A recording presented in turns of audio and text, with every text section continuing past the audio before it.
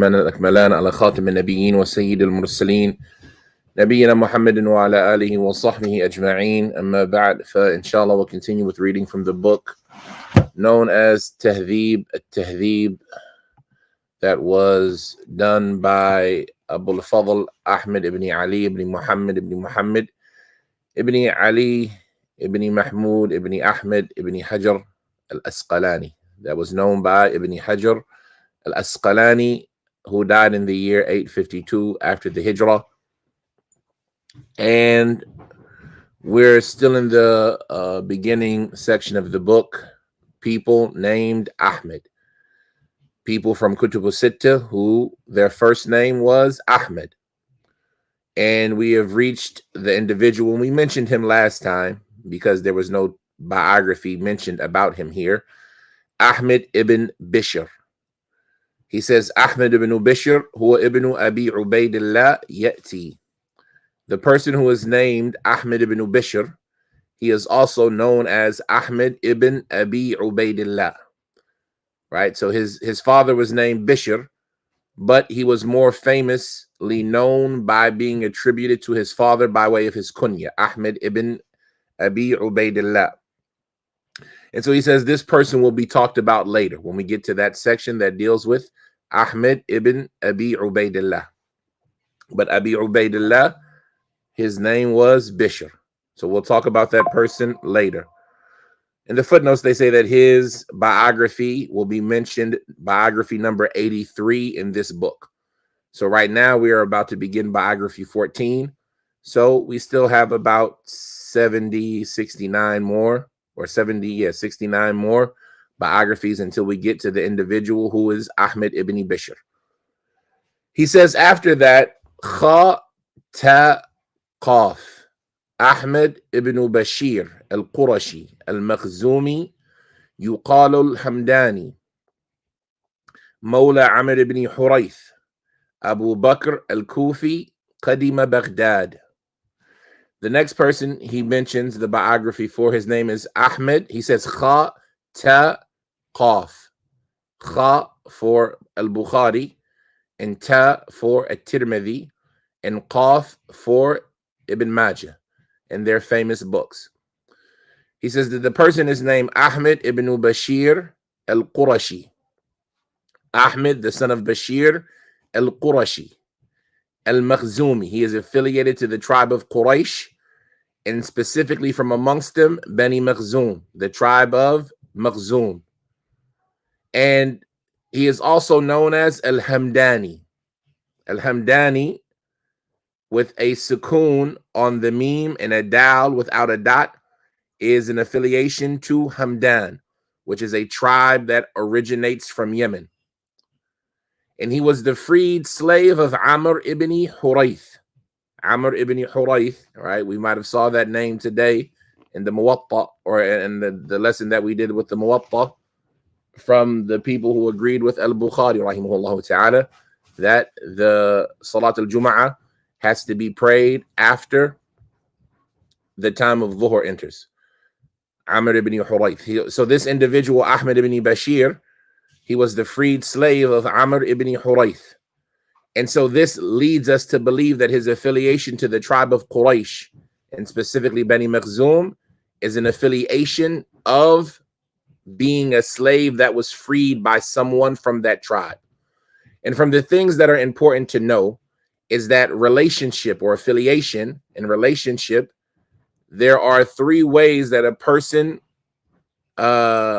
gains this relationship or this wilaya, right? For somebody to be a relative who isn't a blood relative or a milk relative or a marital relative, right? And all of those relationships have their own rules. There's another form of relationship which is known as wilaya.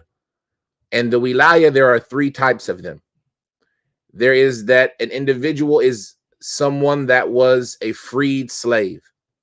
So the person who frees a slave, them and that slave become relatives, right? Wilayatul itq.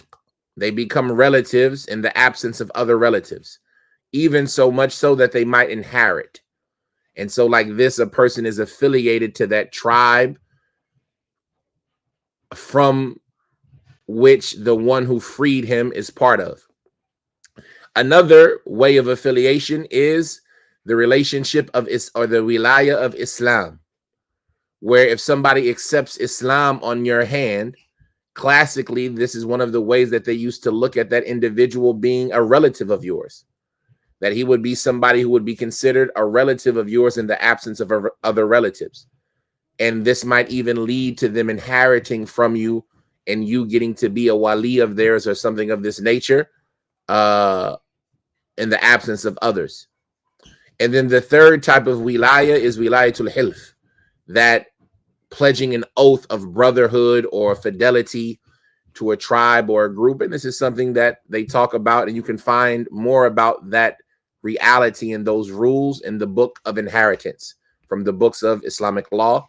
But this individual, Ahmad ibn Basheer al-Qurashi al-Makhzumi, who was also said al-Hamdani, he was the freed slave of Amr ibn Hurayth. His kunya was Abu Bakr. His kunya was Abu Bakr, and he was from the people of Kufa. He was from the people of Kufa who later came to Baghdad. He later came to Baghdad. Naam. What about his biography? Who were his teachers? He says from his teachers were Hisham ibn Urwa. Hisham ibn Urwa, as well as Hashim ibn Hashim al-Zuhri, where you can find his hadith on Hashim ibn Hashim al-Zuhri in Bukhari, as well as Ibn Shubrumah and Ubaydullah ibn Umar. Naam. And he says, as well as Ismail ibn Abi Khalid and other than them. These were some of his teachers. And he says, as far as the people that narrated on him, Rawa anhu al-Hasan ibn Arafa, wa Abu Musa, wa Muhammad ibn Salam, Kha, wa Abu Sa'id al-Ashaj, wa Yusuf ibn Musa, wa ghayruhum. From the people that narrated on him was al-Hasan ibn Arafa, as well as Abu Musa and Muhammad ibn Salam, which you can find in Bukhari, as well as Abu Sa'id al-Ashaj and Yusuf ibn Musa and other than them. He says, قال ابن معين لم يكن به بأس وكان يقين. Ibn Ma'in, Yahya ibn Ma'in, he said that this individual, there was no problem with him. Right? There was no problem with him. Naam. ليس به بأس. There is nothing wrong with him. And in some versions of the statement, they mention in the footnotes, there was nothing wrong with his hadith. And Yahya ibn Ma'in, he says about him, kana yuqayyin. This statement, kana yuqayyin, Ibn Hajar, he'll mention what this word means, kana yuqayyin. So we'll let Ibn Hajar mention it shortly. Kana yuqayyin.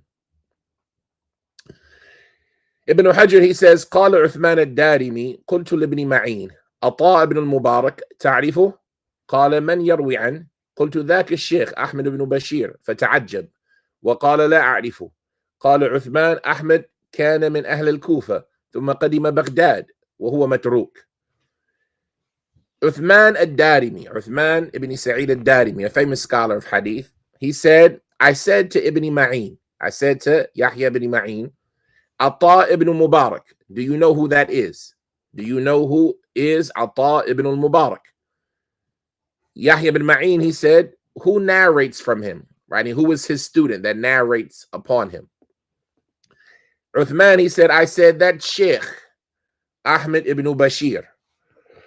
And it should be noted here that classically, especially in the books of Rijal, a lot of times when they call somebody a sheikh, they're not saying it as a form of praise the way that we use it now. They're using it as sometimes a form of disparagement. That old guy, right? That old man, right? And sometimes just as a form of clarification, the older individual. And this is because a sheikhuka, the elderly, the seniority, the seniorship of an individual is of different aspects. You have the linguistical meaning of being a sheikh, which is somebody who is yani tajawaz al-khamseen, somebody who has passed 50 years of age. They would say about this person, he's a sheikh, he's an old man. And then you have the sheikhuka of knowledge, that an individual reaches nobility and their knowledge. So he is an elder even if he's young. You say that that person's a sheikh, and he's a sheikh in his knowledge, i.e. he has reached seniority in his knowledge even if he's still a young man.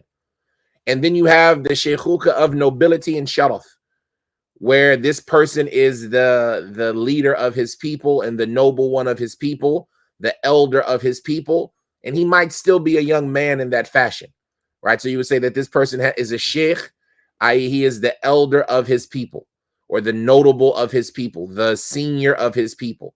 So if you go to a village or a town or a location or a masjid, and this is the person of that location, that's the sheikh of that location. And so here, Uthman, he's saying, when he was asked by Yahya, who narrates from this individual, yani Ata ibn al-Mubarak, he says, that is Sheikh Ahmad ibn Basheer, that old guy, Ahmad ibn Basheer. He said, فَتَعَجَّبْ. And so Yahya was astonished by this. And he said, no, I don't know this person. I don't know Ata ibn al-Mubarak. Uthman, he said, Ahmed, so this is the statement of Uthman, right? He said, Ahmed was an individual from the people of Kufa who later went to Baghdad, and he was somebody who was abandoned. Matruk. He was somebody who was left alone. And we talked about this word previously in the previous biographies. Now, who did we talk about it about? Ahmed ibn, was it Ayyub? That was Ahmed ibn Iskab, if I'm not mistaken, right? No, Ahmed ibn Iskab was in Bukhari. That was Ahmed ibn Ismail. Now, but he said that this individual was matruk, and we said that matruk, it meant that an individual was perhaps accused of being a liar, and so the people would leave him alone. Al-Khatib, yani Khatib al-Baghdadi, he said, ليس أحمد بن بشير مولى عمرو بن حريث هو الذي روى عن عطاء بن المبارك ذاك بغدادي وأما مولى عمرو بن حريث فليست حاله الترك وإنما له أحاديث تفرد بروايتها وقد كان موصوفا بالصدق. Al-Khatib al-Baghdadi, he has a statement responding to the statement of Uthman ibn Sa'id al-Darimi. He says that the Ahmad ibn Basheer, who was the freed slave of Amr ibn Hurayth, who was the person in this biography that we're referring to, then he is not the same one who narrated on Ata ibn al-Mubarak. There are two different people, because that one was from Baghdad. The one who narrated on Abdullah Ata ibn al-Mubarak, that individual was Baghdadian in his affiliation, his residency. As far as the freed slave of Amr ibn Hurayth, then his condition is not one of being abandoned. He was not a person who was abandoned by the people of narration. The most you would say is that he had some ahadith that only he narrated, right? And they used to look at this as a type of criticism sometimes, that he was the only person who narrated certain ahadith. He says, but he was one who was described with honesty. And so here we have the benefit that there are two individuals who had similar names, and this is why Uthman ibn Sa'id considered Ahmad ibn Basheer as weak and abandoned, while other than him considered him as somebody acceptable. And this happens often, and this is why it's important to know the names of the people and their locations and their affiliations and all of these things. Because how many people, I was astonished to find out that there's another person named, for example, Abu Taymiyyah, who also has the name Abdul Hakim, right? And so you have to know, well, which one is he? Is he the American or is he the European, right? And so like this, you have to know these type of things, because somebody might confuse them who's never met them because of their similarity in name. Naam. So that was the statement of Al-Khatib al-Baghdadi.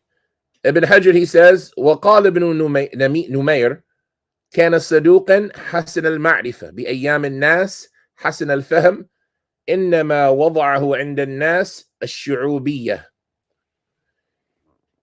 Ibn Numayr, he said that this individual, i.e. Ahmad ibn Basheer, he was somebody who was honest. Kana saduqan, right? He was no problem. A good guy, honest guy. Hasan al-Ma'rifa bi ayyam al-nas, who was well aware of the history of the people. He was somebody who was well versed in the history of the people. Hasan al-Fahm. He was somebody who had good understanding, right? He was a competent person. But that which reduced him and lowered his level amongst the people was this shu'ubiyya. This shu'ubiyya, Ibn Hajar is going to explain what that means. So these two phrases, we have to see what Ibn Hajar is going to say about them. Kana yuqayyin, and the statement of Ibn Numayr, that which lessened him in the people's view was his shu'ubiyya. Ibn Hajar, he says, Qala Abu Zur'a Suduq. Abu Zur'a al-Razi said about this individual that he was Suduq. And likewise, Abu Hatim, he said about him, Mahalluhu Sidq. His circumstance is one of honesty. وقال النسائي ليس بذاك القوي. And so now we have somebody who reduced him a little bit, right? So where Yahya bin Ma'in said, La ba'sa bihi, there's nothing wrong with him, which is a statement of praise, although a small statement of praise. Nasa'i is on the opposite spectrum, a small statement of criticism. He wasn't that strong. So it's not as bad as saying he was da'if, but it's saying, well, he wasn't that strong. He wasn't all that good. So he wasn't that bad is almost the opposite merit side of he wasn't all that good. And this is the statement of Nasa'i. He says that Abu Bakr ibn Abi Dawood, right, the son of Abu Dawood, Abu Bakr ibn Abi Dawood, he said, كان ثقة كثير الحديث ذهب حديثه فكان لا يحدث. Abu Bakr ibn Abi Dawood, he said that this individual, i.e. Ahmad ibn Basheer, and like we said, his hadith are with Bukhari, Tirmidhi, and Ibn Majah. He said that this person was thiqah. He was righteous and reliable, who narrated an abundance of hadith. But his hadith left. I.e. somehow he lost his books, or that which he preserved his hadith in, he was unable to maintain them. And so after that, he used to not narrate, right? After he lost his hadith, he used to not narrate anymore. He stopped narrating after he lost access to his hadith. Ad-Daraqutni, he said about this individual, da'if, yu'tabar bihadithihi. He's an individual who is da'if, but you can consider his hadith. Meaning if you have another version or another isnad, they can support each other. But he himself, Ahmad ibn Basheer, is da'if. And here you see a benefit of how, like, Ad-Daraqutni rahimahullah might have had some criticisms for somebody like Bukhari in his Sahih, who narrates on this person, right? Who includes a hadith that has this person in the chain, because Ad-Daraqutni considered him to be weak. And if not weak, then not that strong. And if not that strong, then okay. But where does he become from the highest levels of authenticity?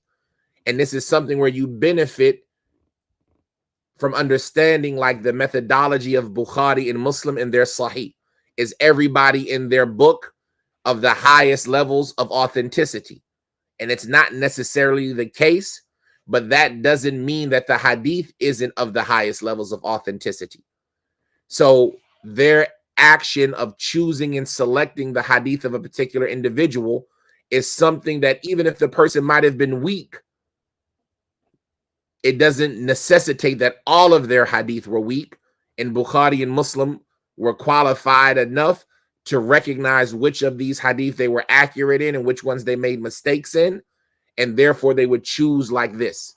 And there's a lot of conversation that goes into the hadith that are criticized from Bukhari and Muslim. But this is an example of finding somebody who was accused of being weak or not that strong or okay, while still having their hadith in Bukhari. And that's why some scholars say you can't say a hadith is authentic on the condition of Bukhari, just by the fact that Bukhari included them in his book. Because maybe that person was weak, but Bukhari knew something that made that particular hadith valid. And so you coming up later and using that person in a chain and saying that this chain is authentic on the conditions of Bukhari, they're not the same. And this is why they say that the hadith that are actually in Bukhari and Muslim are more authentic than the hadith that are outside of Bukhari and Muslim, even if they have the same chain. Because Bukhari and Muslim had a quality of choosing that even if you use the exact same chain, you don't have the qualifications that they had that allowed them to pick and choose what was the most authentic in their view. So that's something interesting that is understood when you read the statement of Ad-Daraqutni, where he says that this individual, Ahmad ibn Basheer, was weak, he was da'if, but you could use his hadith for consideration. Ibn Hajar, he says, وَأَوْرَدَ لَهُ ابْنُ عَدِي حَدِيثَيْن مُنْكَرَيْن قَالَ وَلَهُ أَحَدِيثٌ أُخَرْ قَرِيبٌ مِنْ هَذَيْن. Ibn Adi, like we said, that person who has that book in weak individuals, Ibn Adi, he said, he produced for this individual. Ibn Hajar says that Ibn Adi, when mentioning this individual, he produces two hadith of his hadith that are criticizable. He narrates, he mentions two hadith that are munkar. And munkar here means something that a weak person narrates that goes against somebody who is stronger. And so it's like an extreme level of weakness. And so he mentions two hadith of his that are munkar, that are disapproved of. And he says, Yani Ibn Adi, he says that in this individual, he has other hadith that are similar to these two or close to these two. So he's mentioning him in the people that are weak and showing how he's weak. Ibn Hajar, he says, قال مطيّن أخبرت أنه مات سنة 97 و100. He says, Ibn Mutayyin said, I was informed that this individual, i.e. Ahmad ibn Basheer, he died in the year 179. I'm sorry, 197. That's it. This individual died in the year 197. Ibn Hajar says, وَزَادَ غَيْرُهُ فِي الْمُحَرَّمِ. And other people make the additional statement that he died in the month of Muharram. So in the beginning of the year of 197. So this is the biography of this person before the additions of Ibn Hajar.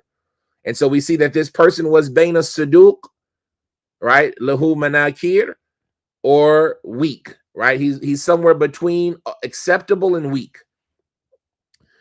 And he died in the year 197. Ahmad ibn Basheer, Abu Bakr, the freed slave of Amr ibn Hurayth. Naam.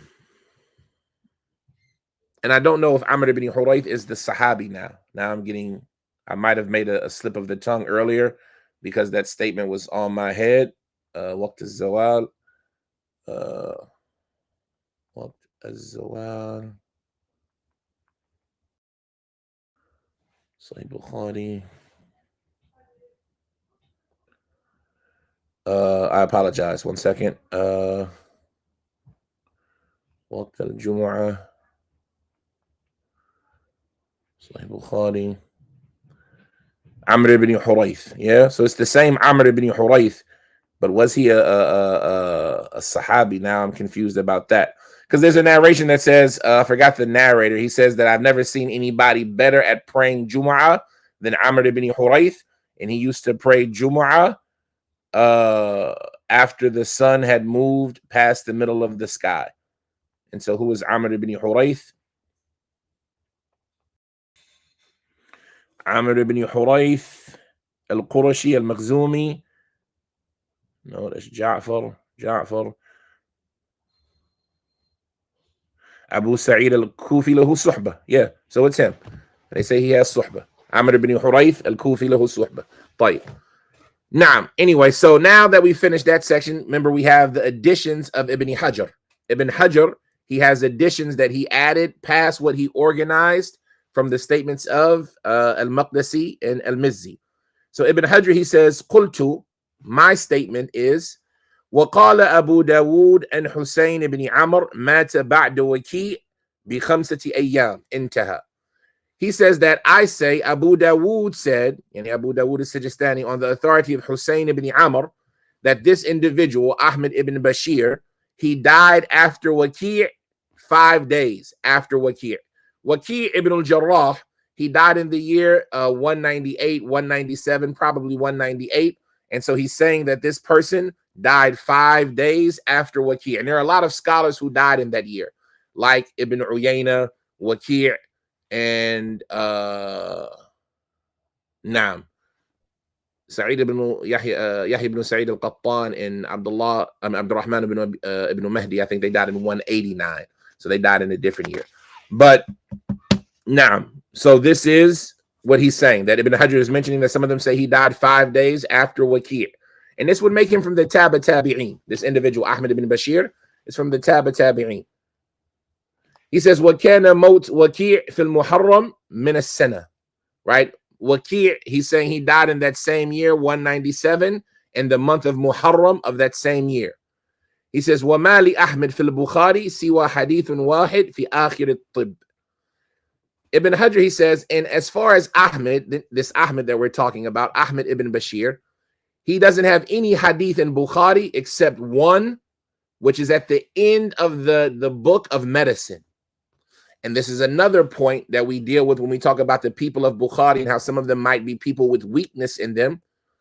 Even if Bukhari would use them, he would only use them as support hadith and not the primary hadith of any chapter. And he wouldn't use them abundantly. And so this is an example of it, that Ahmad ibn Bashir is not somebody just because he was in Bukhari. Bukhari used him selectively to the point that he only narrated one hadith with this individual in it. Ibn Hajar, he says, وَالشُّعُوبِيَّةِ, going back to that statement of Ibn Numayr, that the thing that lessened this individual, Ahmad ibn Bashir, in the eyes of the people was his shu'ubiyyah. He says, الشُّعُوبِيَّةِ هُمَ الَّذِينَ يُفَضِّلُونَ الْعَجَمَ عَلَى الْعَرَبِ.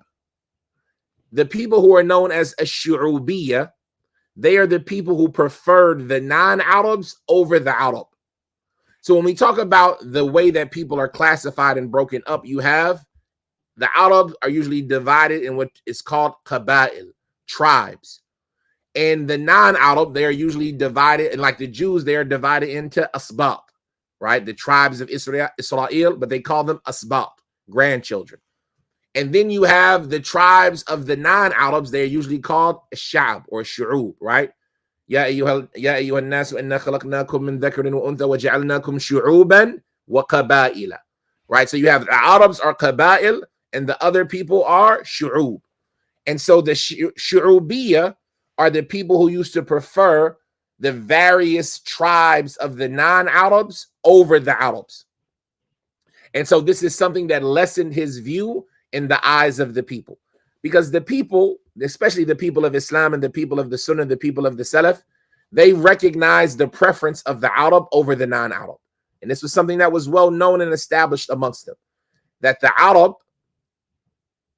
has this quality that Allah preferred, generally speaking, that he gives it to whom he wants, and that is that they're from the descendants of Ismail alayhi salatu wassalam.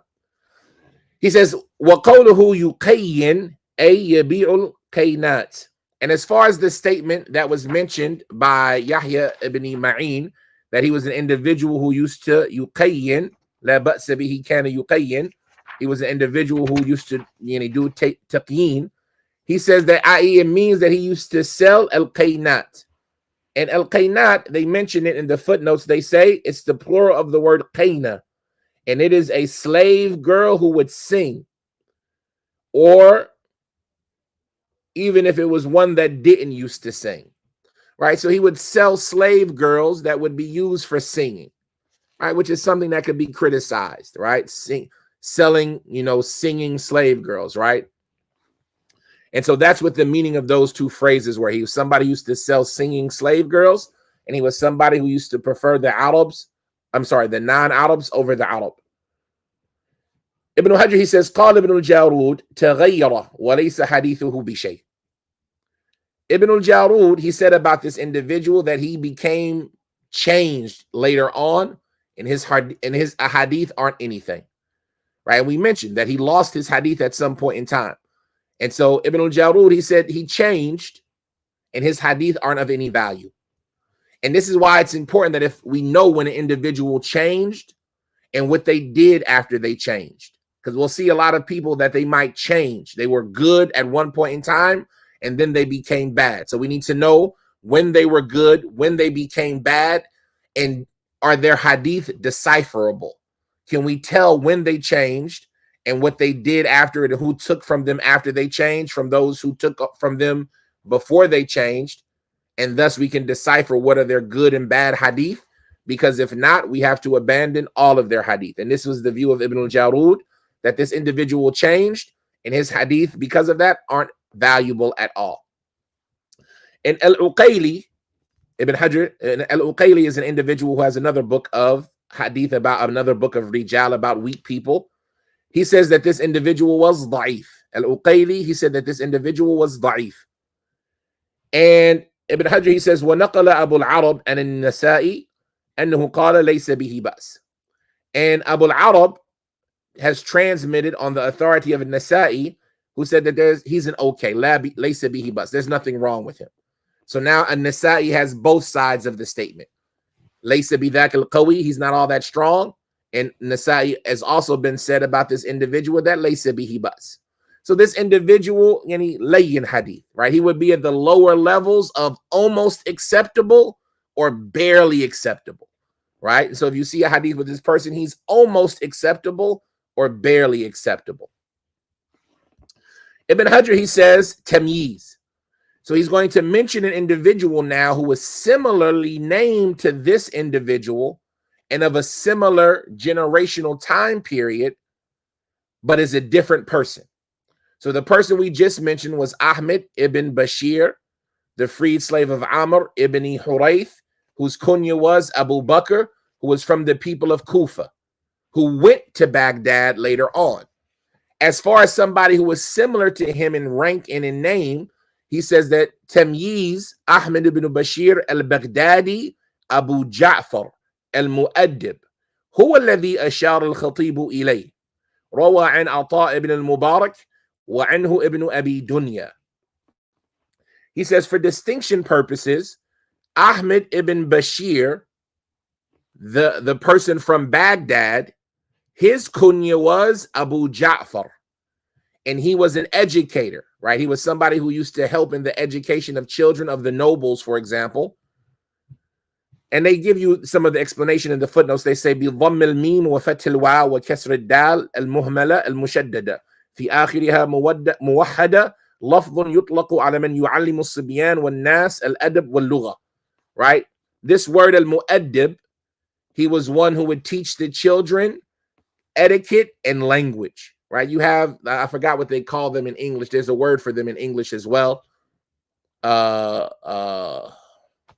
Charm school and things like that. Like they would teach them literature and they would teach them culture and character and things like that. And so this was his occupation. He was a mu'addib. And he was the one that Al-Khatib was referring to. This Ahmad ibn Basheer, Abu Ja'far, he's the one that Al-Khatib al-Baghdadi was referring to when he said about him that he was abandoned.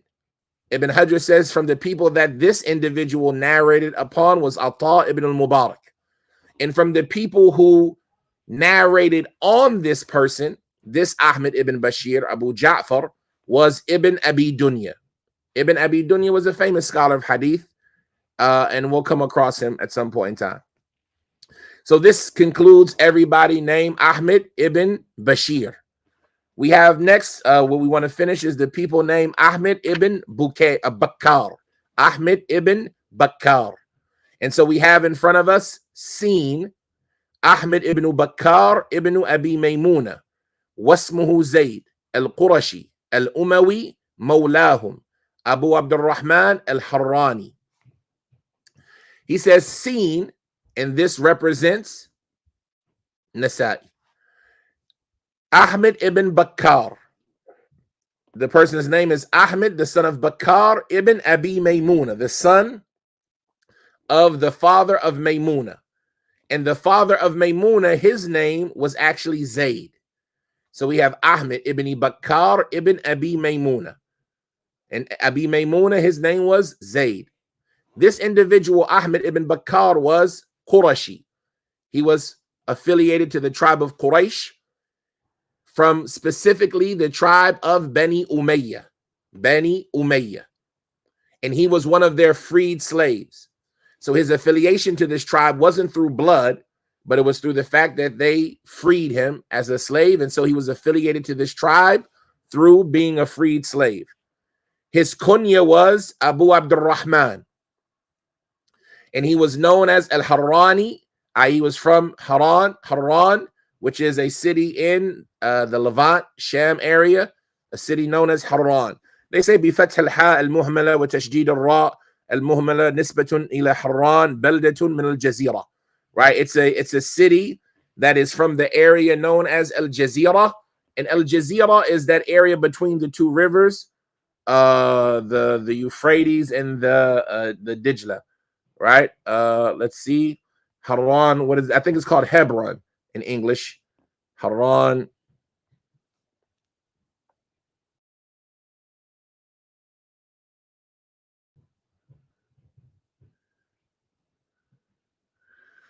I don't think it's that Harran because there's a lot of places nowadays named Harran. Like they mentioned one in Turkey, but Harran. Yeah, it's in Turkey. Okay. But Harran or Haran, Madinatun Qadimatun fi biladi ma bayna nahrain. Right? The city between the two, the area between the two rivers. It is Harran is in Turkey. Haran is what they call it. And its population, blah, blah, blah. No. Yeah, it's on the Syrian border, and it's actually exists currently in Turkey, Harran. Like people from Harran were Ibn Taymiyyah, for example, Al-Harrani. Those are people from that area. So this is where this individual, Ahmad ibn Bakaar, ibn Abi Maymuna, they were from Harran. He says, روى عن مخلد ibn Yazid وأبي سعيد مولى بني هاشم ووكيع وأبي معاوية وغيرهم. This individual, he narrated on Makhlad ibn Yazid, as well as Abu Sa'id, the free slave from Bani Hashim, as well as Waki' ibn al-Jarrah, as well as Abu Muawiyah, another famous scholar, and other than them. And from the people that narrated on him, who this individual, Ahmad ibn Bakaar, was one of their teachers, he says, روى عنه النسائي وقال لا بأس به وأبو عروبة وأبو بكر الباغندي وغيرهم. From the people that took this individual as a teacher were An-Nasa'i, and An-Nasa'i said about him, there's nothing wrong with him. As well as Abu Aruba and Abu Bakr al-Baghandi and other than them. These are all people who this individual was one of their teachers. Ibn Hajar, he says, وقال أبو زيد يحيى بن روح الحراني سألت أبا عبد الرحمن ابن بكار حراني من الحفاظ ثقة وكان مخلد بن يزيد يسأله لما لم تكتب عن يعلى بن الأشدق فذكر قصته. Abu Zayd, Yahya ibn Raw al-Harrani, he says, I asked Abu Abdurrahman, right, Ahmad ibn Bakaar. He says, I asked Abu Abdurrahman ibn Bakaar, Harraniyun min al-Hufaz, thiqa, right, who was a person from Harran, from the scholars of hadith, who was thiqa, righteous and reliable. This is the statement of Abu Zayd, Yahya ibn Raw. He said, I asked him, but before he says what he asked, he says, and you should also know that Makhlad ibn Yazid, he used to ask him. And Makhlad ibn Yazid was one of his teachers. Why don't you write down anything from Ya'la ibn al-Ashdaq? And he mentioned a story regarding this, right? So Abu Abdurrahman, Ahmad ibn Bakaar, he didn't used to accept the hadith of al-Ashdaq. And so he was asked, why don't you write anything down from this individual? And he mentioned a story. In the footnotes, they give us the story. And this, may Allah bless the brothers who worked on this tahqiq of Tahdhib al-Tahdhib. Because if not for their effort, we would have to go and do all of this research to find out these subtleties that are mentioned that we don't know about. And so because of their effort, we're able to just look at the footnote, and they didn't leave anything for us to remain unsure about. So the story that's being referenced here, they say, يعني قصته في قوله خرجنا إليه إلى ربض ابن مالك وربض ابن مالك هو خارج من حران فسألناه عن شيء من الحديث فقال كذا وكذا من بغل تفليسي أحمر مدور في كذا وكذا من يحدثكم ولم يكن وتكلم بالفحش فالتفت إلى صاحبي فقلت في الدنيا إنسان يكتب عن هذا فتركناه ولم نكتب عنه انظر تهذيب الكمال. So the whole story is mentioned in the bigger book تهذيب الكمال. But they say that the gist of the story is that this individual, Ahmad ibn Bakaar, he said, we went out to the Rabav of Ibn Malik. The Rabav is like a place that is outside of the city where they might have the animals and the camels and things like that at, if I'm not mistaken. A Rabav, yes, a Rabav is the outskirts of the town, the place where the animals might be kept outside of the city. So he said, we went to the Rabav of Ibn Malik, which is an area. And that was an area that was outside of the city of Haran. And we went to ask him, Ayil Ashdaq, about some things from Hadith. And so he said such and such. From a mule, Teflisi Ahmar, right? My poverty is from a mule that is red, Mudawwar. Well, I don't understand this statement. I'd have to research what this statement means, right? Regarding such and such, from mimman yuhaddithukum, من بغل تفليس أحمر مدور في كذا وكذا من يحدثكم ولم يكن وتكلم بالفحش. The gist of it is that they say he started speaking indecently. And so Ahmed, he says, I looked at my companion and I said to him, is there anybody in the dunya who would write these hadith down, or who would write something from an individual like this? And we left him alone, and we didn't write down anything he had to say. So this individual at Ashdaq, because of how he spoke and addressed them, they didn't write down any of his narrations. And so we would have to find, is Al-Ashdaq somebody that was reliable or not reliable? And why would Ahmad ibn Bakaar not narrate any of his hadith? It's because this individual spoke in a way that they didn't approve of. So even if he was reliable, they wouldn't have wrote his hadith because they didn't like him. And this is something that can happen. A student can say, you know what, this teacher, I had a bad teacher, right? We do it in the university. We do it in school. You know what, the guy who taught me, this or that course, I didn't like that class. And likewise, it can happen similarly with mashayikh. You know, this particular sheikh, I didn't benefit from his durus. So I went to a different sheikh to benefit from his durus instead. Al-Ashdaq, Sulaiman ibn Musa al-Ashdaq, Sulaiman ibn Musa al-Ashdaq was a tabi'i, Qurashi, Umawi al-Ma'ruf. No, that's not him. Yeah, Amr ibn Sa'id al-Ashdaq. He was he took charge of the city of Medina from Muawiyah. وهم زعموا أن له الصحبة وأن لأبيه رؤيا وكان عمرو مسرفا على نفسه من الثالثة وليس له في مسلم رواية إلا حديث واحد. Or is there a different Ashdaq? You also have Yahya ibn Sa'id ibn al-As al-Umawi Abu Amr al-Ashdaq ثقة من الثالثة مات في حدود الثمانية. So both of the people who are known as al-Ashdaq were people who were reliable, and so that's the reason why they're questioning why didn't he write any of al-Ashdaq's hadith down. They go on, they say قال أبو عروبة مات في صفر سنة 44 و200. He says that this individual, Ahmad ibn Bakaar, he died in the month of Safar in the year 244. Right? He died in the month of Safar in the year 244.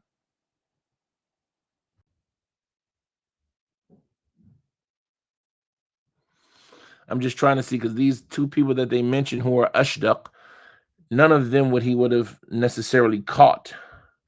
Because the first Ashdaq would have been somebody who was from the Tabi'een, Amr ibn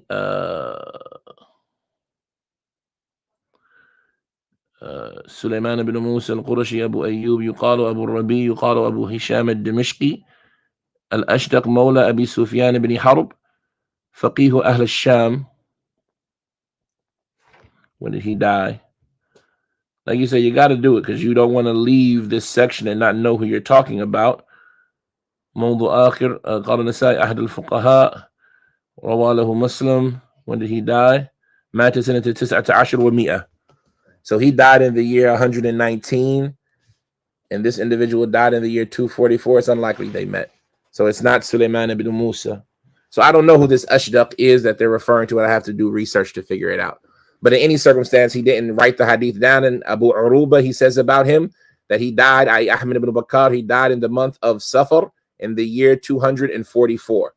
Ibn Hajar, he says, وَذَكَرَهُ Ibn Hibban فِي الثِّقَاتِ. Ibn Hibban mentions this individual amongst the righteous and reliable people. And we also mentioned the statement of the Nasa'i where he said, لَا بَأْسَ بِهِ, as well as the statement of Yahya ibn Rawh, who said he was from the Hufav, who was thiqah. So this person, inshallah, is a reliable person, but you can find his hadith in An-Nasa'i. Now, the last person that we want to talk about today, or there's two of them actually, there is Ahmad ibn Bakaar al-Dimashqi. And this person, Ibn Hajar, he says about him, he is Ahmad ibn Abdul Rahman ibn Bakaar. And we'll talk about him later. So some of them called him Ahmad ibn Bakaar, but his real name was Ahmad ibn Abdul Rahman ibn Bakaar. And so we'll talk about him when we get to the section of Ahmad ibn Abdul Rahman. And then he says, for the sake of distinction, tamyiz. There's another Ahmad ibn Bakaar who isn't the one that we just previously mentioned. So this is just for differentiation purposes and distinction. He says Ahmad ibn Bakaar al-Bahili. This is somebody who's not in Kutub al-Sittah, but has the same name and the same generational time. His name was Ahmad ibn Bakaar al-Bahili. Al-Bahili is from the area known as Bahil. Let's see, al-Bahili.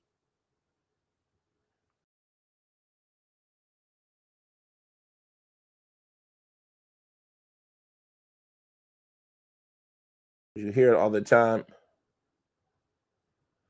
Is it a tribe or is it a people? Nisbat al-Bahili. Al-Bahili.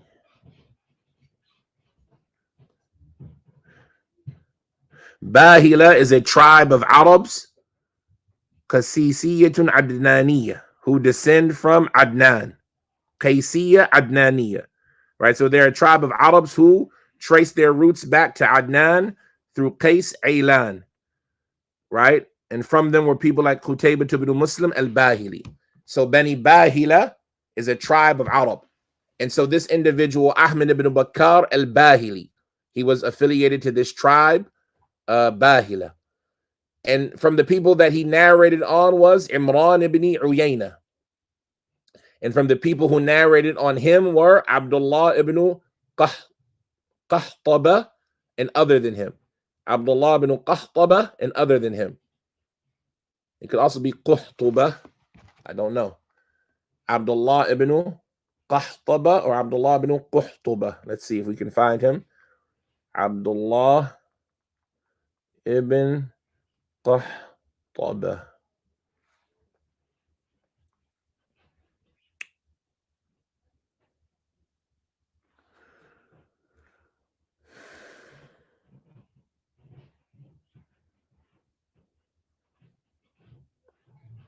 I don't see anybody who vowelizes it. Abdullah ibn Qahtaba, or it could be Quhtaba. I don't know. So, from the people who narrate on this individual or Abdullah ibn Qahtaba or Quhtaba, it sounds better Quhtaba, and other than him. Ibn Hibban, rahimahullah ta'ala, he mentions this Ahmad ibn Bakaar in the book of Athiqat also, and he says he was mustaqimul hadith. His hadith were straight. His hadith were straight. He says, يعني Ibn Hajar, وقال أحمد بن الحسين الصوفي الصغير حدثنا أبو هاني أحمد بن بكار الباهلي وكان سيد أهل البصرة. He says that Ahmad ibn Hussein al-Sufi, the young one, al-Saghir, he narrated, he said that Abu Hani, Ahmad ibn Bakaar al-Bahili. So we get from this that his kunya was Abu Hani, and his name was Ahmad ibn Bakaar al-Bahili. Ahmad ibn Hussein, he said about him, he was the best, he was the leader of the people of Basra. So that both Ahmad ibn Bakaars were righteous people, but one of them is in Sunan al-Nasa'i from the 6, and the other one, al-Bahili, is not in any of the 6 books. Ibn Hajar, he says, ذَكَرْتُهُ لِلتَّمْيِيز. I excuse me, I mentioned him for the sake of distinction. Now, so like this, we finished our agenda for today. Who we wanted to cover: Ahmad ibn Basheer. We had 2 of them, and Ahmad ibn Bakaar. We had 3 of them, but one of them is actually named Ahmad ibn Abdurrahman ibn Bakaar, and so we'll see his biography at that point in time. And we also recapped and re-talked about Ahmad ibn Bishr, who was an individual who was going to become, or who's going to be mentioned later, Ahmad ibn Abi Ubaid. Ahmad ibn Abi Ubaid, or Abi Ubaidillah. Which one was it? Ahmad ibn Abi Ubaidillah, who was also known as Ahmad ibn Bishr. And so those are the 5 people, or 1, 2, 3, 4, 5, 6 people we had to cover today. And like we say, next time, inshallah, we'll pick up with Ahmad ibn Abi Bakr. We'll pick up with Ahmad ibn Abi Bakr. هذا وصلى الله وسلم وبارك على عبده ورسوله نبينا محمد وعلى آله وصحبه وسلم.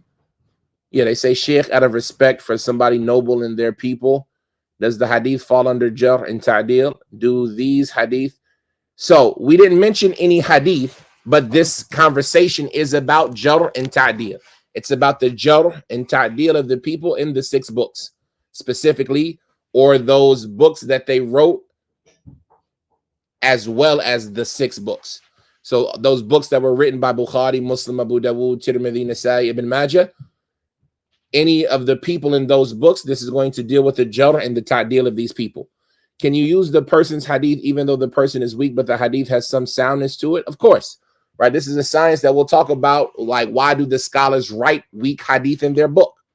Some scholars prefer a weak hadith if the weakness is slight over their opinion or over ijtihad and qiyas, while others say you would mention the weak hadith for the sake of perhaps somebody else has another hadith that supports it. And you might also say some fields, a weak hadith is acceptable, like in the field of tafsir or the field of history or the field of, some of them include fada'il, right? They might say a weak hadith, if it's slightly weak, is acceptable. Also, people disagree about what is the weakness of the hadith. And all of that being said, if the hadith has soundness to it, then it is no longer amongst the category of weak. So if it is a hadith that was weak but has now garnered some soundness, meaning it has garnered some support from other narrations, then the hadith has elevated from being da'if to hasanun li ghayrihi, right?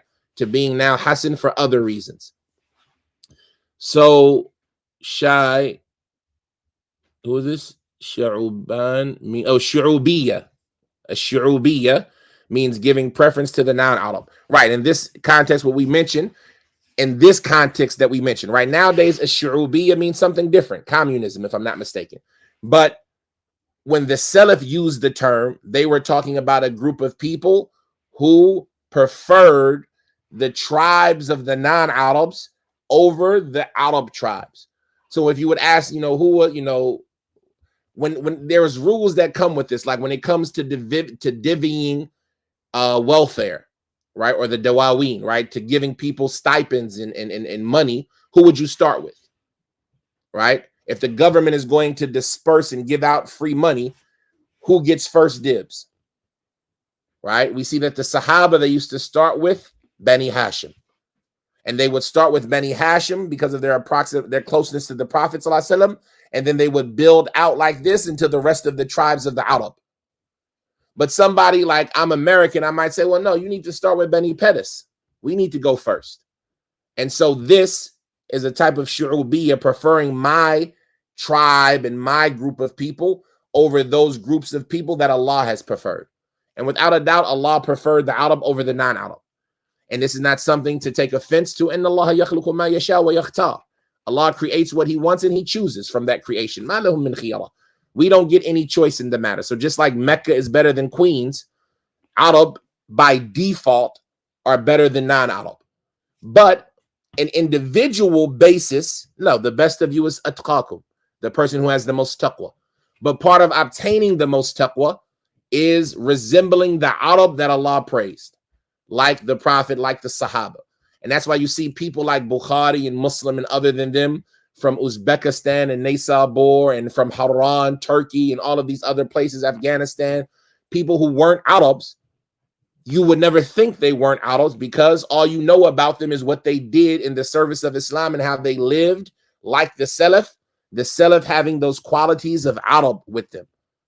And this is something that we'll cover, inshallah, when we get further into the book, Iqtida as-Sirat al-Mustaqim. The straight path necessitates being different from the people of the hellfire. هذا وصلى الله وسلم وبارك على عبده ورسوله نبينا محمد وعلى آله وصحبه وسلم. سبحانك اللهم وبحمدك أشهد أن لا إله إلا أنت أستغفرك وأتوب إليك. السلام عليكم ورحمة الله وبركاته.